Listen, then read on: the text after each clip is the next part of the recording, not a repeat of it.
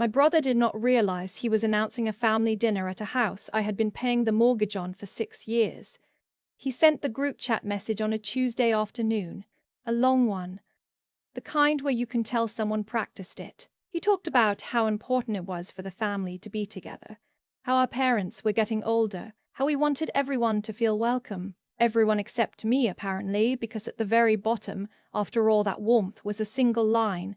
This one is just for immediate family and close friends, so we'll keep it small this year. You understand, right, Nat? I read it twice. Then I put my phone face down on my desk and went back to the spreadsheet I had been working on. I work in financial analysis at a mid-sized logistics firm in Calgary. I am good at my job because I know how to look at a set of numbers and understand what they are really saying underneath the surface. What my brother's message was really saying was, you are not immediate family when it is inconvenient for us, but you are very much immediate family when the property tax bill comes in. My name is Natalie. I am 32 years old. I have a one-bedroom apartment in Beltline that I love, a cat named Biscuit who tolerates me, and a financial situation that looks quite comfortable on paper, if you do not account for the money that has been quietly leaving my account every month for the past several years. Let me explain how I got here. My parents immigrated from the Philippines in the early 90s. They worked hard, they saved, they built something real. By the time my brother and I were teenagers, we had a house in a decent neighborhood in Edmonton.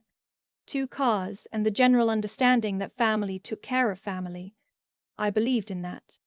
I still believe in a version of it. Just not the version my family turned it into. When I was 24, I moved to Calgary for work. My brother, who is 4 years older than me, was living at home with our parents and his girlfriend at the time. He worked in sales and had a habit of spending money slightly faster than he made it. Our parents were fine, but the house needed a new roof and the timing was bad, and my mother called me in that voice she has where she is not quite asking but also not quite not asking. I had just gotten a raise. I was in a good place. I transferred the money for the roof. That was the first time. It would not be the last. Over the years, the requests came in different shapes. Sometimes it was my mother asking if I could cover the property taxes this quarter because my brother's commission had been slow. Sometimes it was my father mentioning that the furnace was acting up. Sometimes it was my brother himself, texting me casually like we were just chatting, working his way toward a number. I always said yes. I told myself it was because I loved them, which was true. But I also think some part of me believed that being useful was how I earned my place in the family. Looking back, I can see exactly when the arrangement became permanent. It was about 3 years ago.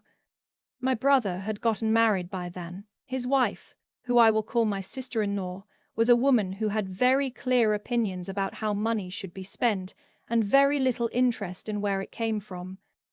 She moved into my parents' house after the wedding because they were, quote, saving for a bigger place. My parents' house, which I had by that point contributed significantly to maintaining, suddenly had 2 more people in it who had strong feelings about the kitchen renovation and 0 feelings about the monthly costs I kept paying. I do not know why exactly. Inertia, maybe, or the sunk cost of already having given so much that stopping felt like it would make all of it meaningless. My therapist, who I started seeing about 18 months ago, would probably have a lot to say about that. The dinner invitation, or rather, the exclusion from it, came in the fall. My brother was announcing a celebration at my parents' house for his wife's promotion, a big deal, apparently. He had invited their friends, her colleagues, her entire side of the family. He had rented tables, he had hired a caterer, and he had quietly decided that I, the person whose automatic transfer was keeping the lights on in that house, was going to make things awkward. I knew why.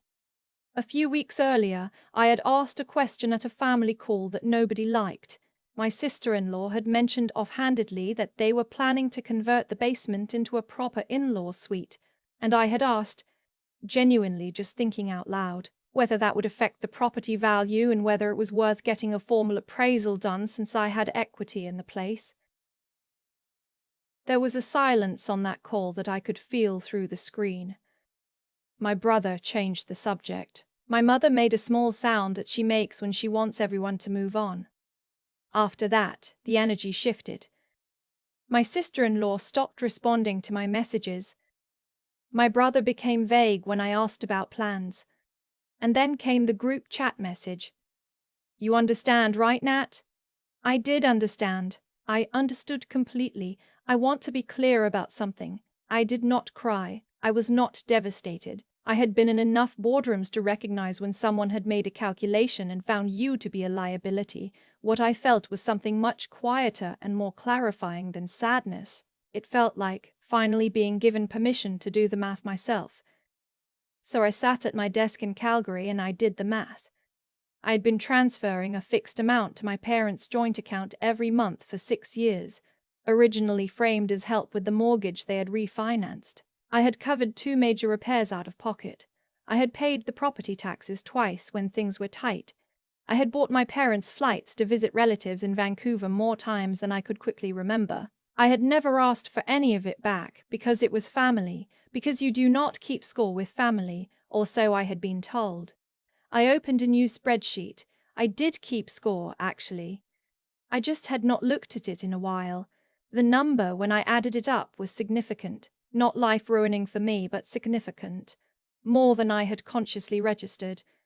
I had been moving money so automatically, so quietly for so long that I had stopped treating it as a real number. It was just a line item, the way rent is a line item, something you account for but do not question. I looked at that number for a long time. Then I called my bank. I did not call my family. I did not send a message to the group chat. I did not ask for a conversation or an explanation or an apology. I simply called my bank and asked about the process for stopping a recurring e-transfer.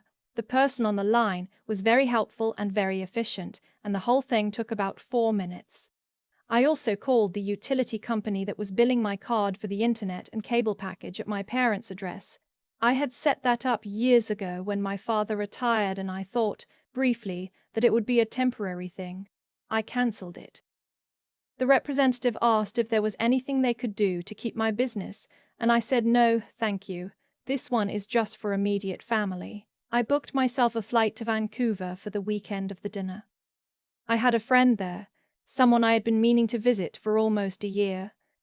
We went to the market at Granville Island and ate clam chowder in paper cups and walked along the seawall, and I did not check my phone once.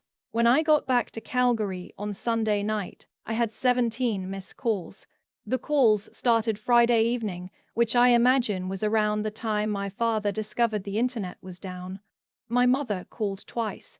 My brother called 4 times. My sister-in-law, who had not voluntarily contacted me in weeks, called once, which told me everything about the nature of the emergency. There were also several texts, the tone of which escalated steadily from, "Hey, did something happen with the Wi-Fi?" to "Natalie, this is actually a problem too.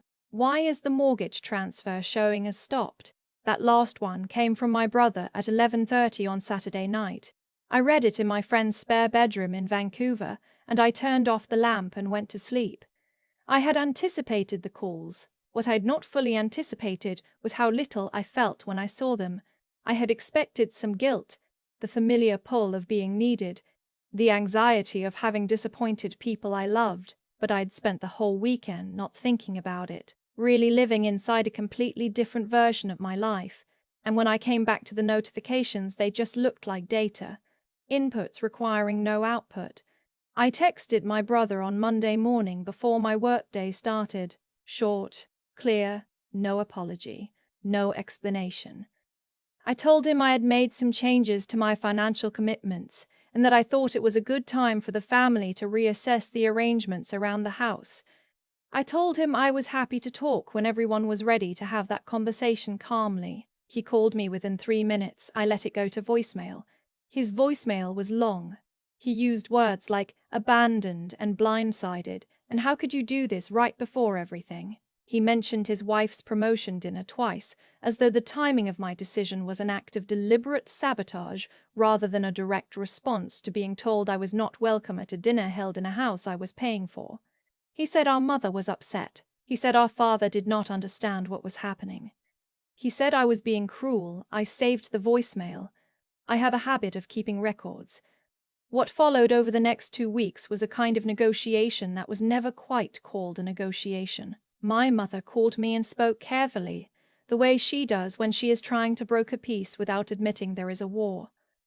She said my brother had not meant it the way it sounded. She said the dinner had been his wife's idea, and he had just gone along with it. She said she had missed me, and had I eaten enough recently? Was I sleeping? Did I need anything? I told her I was fine. I asked her how long she had known that my name was not on the mortgage I had been contributing to for 6 years. There was a pause. She had known, not the full picture maybe, not all at once, but she had known the money was coming from me, and she had never asked any uncomfortable questions about what the arrangement actually meant. In that pause I could hear her understanding that I had asked an uncomfortable question now, and that the answer was not going to disappear just because nobody spoke it out loud. I was not angry at my mother. That is the honest truth. She came from a generation and a culture where you do not make waves inside the family, where the person who earns the most and demands the least is simply the one who carries the most, and everyone is quietly grateful without ever saying so directly. She had never thought of it as taking advantage. She had thought of it as how things worked. I understood that, and I also understood that understanding it did not obligate me to keep participating in it. I told her I loved her. I told her I would like to have a real conversation with her and my father, just them, not through my brother, whenever they were ready. I told her I was not going anywhere, but I was also not going back to the previous arrangement. She said she would think about it. My brother, meanwhile, had moved into a different phase of his approach. He stopped calling and started texting in a more measured tone, which meant his wife was probably drafting them.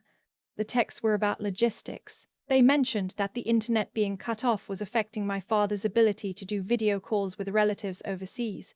They mentioned that the mortgage payment being paused had triggered a notification from the lender, and there was a risk of a late penalty. They mentioned all of this as though they were neutral facts and not, in fact, a direct consequence of a decision they had made. I responded to the mortgage one. I told him the payment had not been paused, it had been stopped, and that going forward the household would need to make arrangements for the full payment on their own. I included the lender's contact information, even though he obviously already had it. I did not respond to the internet one. My father is 68 and fully capable of setting up a new internet account. I knew this because I had watched him negotiate a car purchase down by $400 when I was 12. He was fine. The twist, when it came, was not one I had planned for, and I want to be precise about this. I had not set out to find anything. I had simply started reviewing documents. After my conversation with my mother, I had requested a copy of the mortgage records from the lender, which I was entitled to do because I had been the one making the payments, and there was documentation of that. What I found when I actually looked at the current registration was that the title had been transferred. About 14 months earlier, my brother had been added to the title. Not my parents, who were the original owners. My brother, and not with my knowledge, and not with any conversation, and not, as far as I could tell, with any contribution on his part that would have justified it. He had added himself to the title of a house that I was paying the mortgage on without telling me. I sat with that for about 24 hours. I called my bank again, this time with different questions. I called a real estate lawyer, just for an initial consultation, to understand what that meant and what options existed. The lawyer was thorough and very calm, and also, I think, quietly horrified on my behalf. I drafted an email that evening. I addressed it to my parents and copied my brother. I laid out the timeline. I listed the contributions I had made. I attached the bank records showing the transfers. I noted the title change and the date it had occurred. I did not use emotional language. I did not accuse anyone of anything explicitly. I simply presented the information the way I would present findings in a quarterly review, and I asked that we engage a mediator to have a structured conversation about the property. I sent it at 9 a.m. on a Wednesday because 9 a.m. on a Wednesday is when serious communications get taken seriously. The response was not what I expected, which is that my father called me himself, not my brother. My father, who is a quiet man who generally lets other people manage the noise, he called me and he said he had not known about the title change. He said he had signed some papers that my brother had brought him, and he had not fully understood what they were. He sounded old in a way I had not heard before, and tired, and like he was not sure who exactly he was supposed to be loyal to in this situation. I was gentle with him. I told him I was not trying to make things harder. I told him what I needed was transparency, not punishment. I told him I wanted to figure out something fair for everyone, including him and my mother, but that fair had to actually mean fair, and not just mean that I kept giving and everyone else kept deciding where it went. He said he understood. I believe he did. My brother and I did not speak for nearly 2 months. His wife, I later found out from my mother, had been telling people in their social circle that I had cut off my family over a dinner invitation, which was both technically accurate and completely missing every point. I let that go. The people who knew me would not believe it, and the people who believed it did not know me, and neither category required my energy. The mediation happened in January. A single session with a family mediator who was professional and neutral and kept the conversation anchored to facts. My brother came with his wife. My parents came without anyone advising them, and I think that made a difference. We agreed, by the end, on a written arrangement. The title would be corrected, my brother's name would be removed, and a proper accounting would be done of my contributions over the years, with a conversation about how that equity would be acknowledged if the property were ever sold. My parents would take on full financial responsibility for the household going forward, which meant they would also need to have a direct and honest conversation with my brother about what that meant for his living situation. I did not get everything I wanted from that session, but I got clarity, and I got documentation, and I got the satisfaction of watching a situation that had been deliberately kept murky become extremely well lit.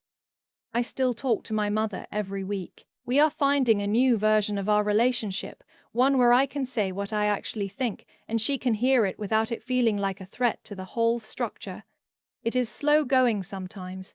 It is also real in a way that the old version was not. My brother and I are civil. His wife and I are not. That is fine. I have limited bandwidth for people who treat my financial contributions as a utility and my presence as an inconvenience. The dinner, the one I was not invited to, happened without me. I heard it went well. The caterer apparently did a lovely job. I hope they enjoyed it. I know the house it was held in. I know every repair that has been done to it, every bill that kept it running, every quiet transfer that made sure the lights stayed on while someone else took credit for the warmth. You do not need to make a scene. You do not need to win an argument. Sometimes the most powerful thing you can do is simply stop, take out a spreadsheet, and let the numbers say everything that you were too kind to say yourself. There is a specific kind of exhaustion that comes not from doing too much, but from doing it invisibly for too long. I know that exhaustion. I lived inside it for 6 years without quite naming it, because when you love people, you tell yourself the wait is worth it. What I did not tell myself, what I was not ready to look at, was that the weight had been redistributed entirely onto one set of shoulders, and that everyone else had simply stopped noticing it was there. What happened to me was not unusual. That is the part I keep coming back to. Natalie's story, my story, is not some rare and dramatic exception. It is the quiet arithmetic of a lot of families. One person earns the trust, carries the load, asks for nothing, and gradually becomes the one person who can be excluded without consequence, because everyone has quietly agreed that her presence is less important than her function. The consequences, when they finally came, were not cruelty. They were just honesty. When I stopped the transfers and cancelled the services, I was not punishing anyone. I was simply allowing the truth of the situation to become visible. The lights go out, the Wi-Fi drops, the mortgage notification arrives, and suddenly the invisible becomes very, very clear. That clarity, the willingness to look at what is actually happening rather than what you wish were happening, is something I had to build deliberately. It did not come naturally. For a long time I confused avoiding conflict with being a good person. I thought that staying quiet and absorbing the cost was the decent thing to do. But decency without self-respect is not really decency. It is just a slower way of disappearing. What I learned, sitting at my desk in Calgary with a spreadsheet open and 17 missed calls on my phone, is that integrity is not only about how you treat other people, it is also about whether you are honest with yourself, whether you are willing to say, "This is what has been taken, this is what I allowed, and this is where it stops." That kind of honesty takes something. It takes the willingness to be seen as the difficult one, the one who made things awkward, the one who ruined the party. I was all of those things in my family's version of events. I was completely fine with it. The mediation, the documentation, the careful email sent at 9 a.m. on a Wednesday, none of that came from anger. It came from a decision to treat myself with the same seriousness I had always extended to everyone else. That is not a dramatic act. It is actually a very quiet one. It just looks dramatic from the outside because it is such a departure from what people had come to expect. I think about my father's voice on that phone call, how tired he sounded, how genuinely he said he had not understood what he was signing. There is real sadness in that. People who love each other can still cause each other real harm through carelessness, through assumption, through the comfortable habit of not asking hard questions. Knowing that does not erase what happened. But it does change what you do next. What you do next is the only part you actually control. I chose to stay connected to my parents in a new way, a way where the relationship is built on honesty instead of obligation. I chose to let the relationship with my brother find its own level, which turned out to be civil and distant and perfectly manageable. I chose to stop mistaking financial generosity for love and to stop offering one in place of the other. That choice cost me something. It also gave me back something I had not realized I had lost. The feeling that my presence in my own life actually matters, separate from what I produce for other people. That feeling, once you find it again, is not something you give away quietly a second time.